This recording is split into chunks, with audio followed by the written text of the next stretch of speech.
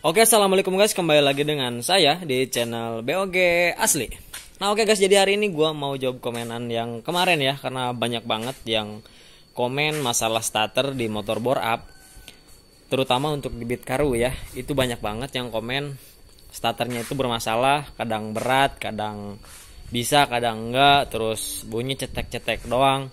Padahal gue udah pernah bikinin videonya, cuman mungkin pada belum paham. Dan hari ini gue mau tutorial kan ya, cara cek jalur starter Beat Karoo. Oke, kita langsung aja ke videonya. Nah oke guys, kita langsung saja ke tutorialnya. Yang pertama itu yang harus kita cek itu adalah dari switch remnya dulu ya. Pastikan si switch remnya itu dia berfungsi ya. Setelah itu yang harus dicek itu bagian dinamo ya. Di bagian dinamo di dalamnya itu kan ada magnet. Jadi di magnetnya itu ada dua, yang di atas sama yang di bawah. Terus ada cool starter. Nah pastiin si cool starternya itu masih tebal, atau si arang starternya itu masih tebal. Terus si magnetnya itu usahain masih bagus ya, nempel di mangkoknya. Pokoknya itu cek aja dulu si bagian dinamo. Terus cek bagian gigi granatnya atau gigi pinion yang seperti ini nih. Jadi karena dulu gue juga sama, si gigi granatnya itu udah diganti berapa kali nih, 3 kali kalau nggak salah. Pokoknya si gigi ini wajib yang ori ya, karena ini itu bisa juga yang membuat motor kadang bisa starter kadang enggak. Kalau diganti sama yang biasa, biasanya itu nggak lama pasti rusak lagi, nggak tahu kenapa. Pokoknya wajib yang baru untuk gigi granatnya. Nah yang paling penting itu ada di relay CDI-nya ya. Meskipun relaynya pakai meskipun CDI-nya pakai BRT, itu kalau relaynya udah lemah itu auto nggak bisa ya, nggak bisa di starter. Karena untuk Beat ini kan dia pakai relaynya yang ada di CDI ini. Contohnya gue pernah udah bikin juga di video sebelumnya. Nanti gue taruh linknya di deskripsi ya. Jadi kalau gue pakai CDI ini, starter itu nggak bisa, karena si relaynya itu dia udah lemah. Jadi harus di jumper baru dia bisa starter. Padahal ini CDI masih bagus, cuman relaynya aja udah lemah. Jadi starter kadang kuat kadang enggak. Nah sedangkan gue pakai yang BRT ini masih bagus karena relaynya masih bagus, jadi starter nggak harus di jumper. Jadi di sini masih nggak di jumper. Nah cara ngecek relay lemah itu dia dari bendik. Nih bendik ini kan ada soketnya, ada 4 lubang ya. Sebentar gue cabut dulu.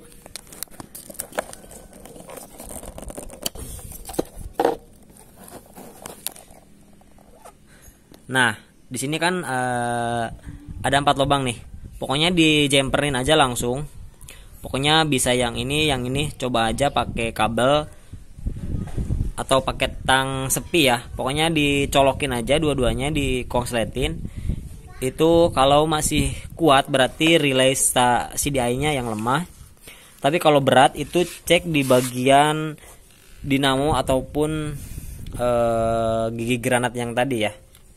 Nah kalau misalkan si dinamonya bagus, karena menurut gua dinamo yang standar juga itu masih worth it ya untuk spek 130. Karena mau sebesar apapun kompresi, kalau ADS dipasang itu pasti gampang di starter. Yang paling penting itu jalurnya bener ya, mulai dari switch rem, terus lari ke gigi granat ini, terus ke dinamo, itu cek aja dulu, pastiin semuanya bagus. Terus yang terakhir itu relay CDI. Ini pastiin masih bagus juga. Untuk cara ngecek relaynya tadi dilangsungin aja nih dari sini ya, dari soket 4 ini. Pokoknya langsung aja colokin. Coba dulu yang atas ini nih, yang 2 ini, terus yang 2 ini gitu kan. Pokoknya kalau bisa itu berarti relaynya. Nah tapi kalau dari sini dicoba di jumper belum bisa, itu berarti yang terakhir itu pasti ada di ADS-nya. Nih di Noken As ya.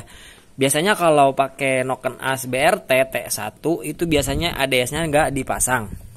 Karena kalau mau pasang Noken As BRT T1 itu biasanya harus dibubut lagi si bagian paha untuk ADS-nya, sekiranya 3 milian atau kalau nggak salah sih 3 mil atau 2 mil ya. Pokoknya dibubut kalau mau pasang ADS di Noken As BRT T1. Jadi pokoknya cek aja dulu bagian dinamo sama gigi granat kalau untuk ADS terakhir aja. Nah, untuk ngecek ADS berfungsi atau enggak itu gampang, tinggal diselah aja nih. Kalau punya gua kan ADS-nya masih normal, jadi diselah aja. Tuh, dia gampang banget.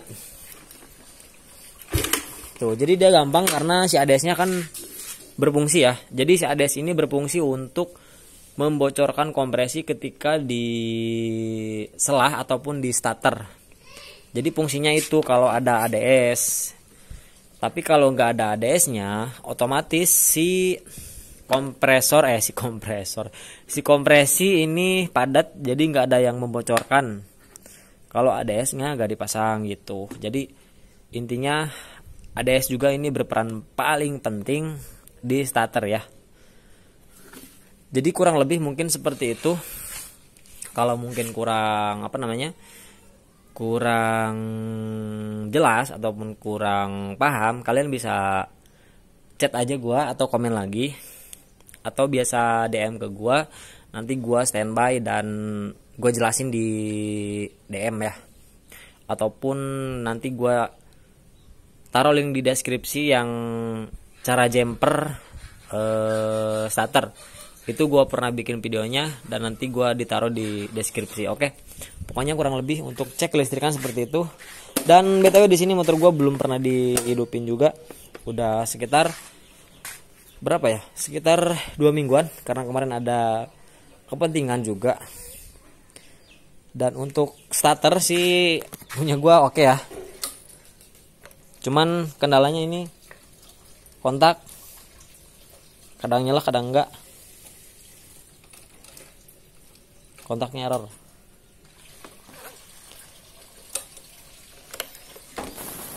Jadi sambil nunggu kita angetin dulu motornya. Oh iya, gue lupa. Kemarin kan ada yang komen motor gue nembak-nembak. Jadi gini, kalau motor nembak-nembak, apalagi nih untuk motor standar ya, terutama di bit karbu, itu masalahnya biasanya ada di ais. Nih di sini. Nih, di sini kan ada ais. Itu yang selang dari bawah ke head. Itu ditutup aja, bisa ditutup dari lubang sini, dari selangnya nih, ataupun bisa ditutup langsung dari bawah. Nih, kayak punya gua gini. Nih, ditutup dari bawah ini. Pokoknya ini juga ngaruh banget ke tenaga. Jadi dari lubang ini itu keluar angin yang lumayan gede ya. Kalau di motor standar, kalau aisnya masih normal, itu bisa dilepas aisnya, terus dicek dibuktiin aja untuk pemakaian ais sama enggak. Itu enaknya pasti lebih enak di aisnya dicopot. Cuman kalau mau ais dilepas, nah yang selang dari sini, ini kan selang juga yang menuju ais, ini juga dilepas aja, terus ditutup seperti ini nih, pakai selang, seperti ini ya, tuh. Pokoknya itu pasti enak. Terus bisa juga sih dari karbu, kalau meledak itu bisa juga dari karbu kotor. Terus si pilot jet magnetnya bisa juga karena mampet ya. Pokoknya cek aja karbu sama aisnya. Yang paling penting si aisnya ditutup aja sih, nggak usah dipakai, biar lebih enak juga motornya. Terus bagian CVT, sebenarnya motor standar pakai roller 9 gram sama ais ditutup itu udah enak. Jadi kurang lebih seperti itu ya guys. Mungkin untuk di video kali ini kurang lebih seperti itu. Karena ini niat gak niat gue bikin konten, karena ada kesibukan yang lain tuh ya. Jadi pokoknya kurang lebih seperti itu. Kalau kurang jelas di DM aja. Pokoknya gue akan standby. Dan untuk video kali ini mungkin sekian dulu. Jangan lupa like, comment, share, dan juga subscribe. Terima kasih.